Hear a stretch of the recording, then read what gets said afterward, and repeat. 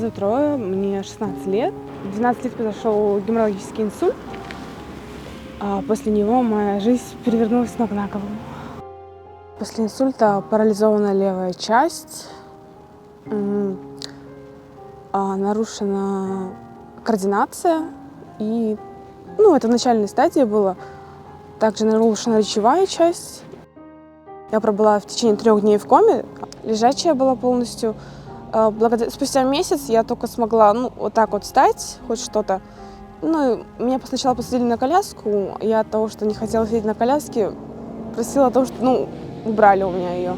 И сама пыталась ходить. Ходьба была, конечно, плохая, но вот с течением этих реабилитаций намного улучшилась. То есть, поддержка семьей получилось то, что я вот на ногах. В 2023 году мы начали проходить лечение в Китае, и на самом деле мы увидели результат. В течение 3 месяцев Анашка потратила приблизительно 1,5 миллиона на лечение, только на 3 месяца. Хотя нам повторили, все же сказали, что мы обязательно должны приехать во 2-й раз, чтобы закрепить результат. На данный момент нам нужно 1,5 миллиона, точно так же, как и в прошлом году.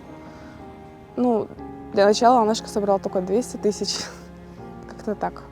Помимо этого нам особо не помогают.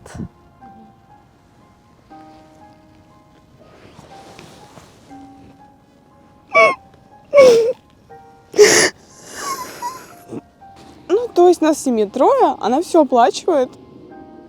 Поэтому не сильно удается собрать определенную сумму.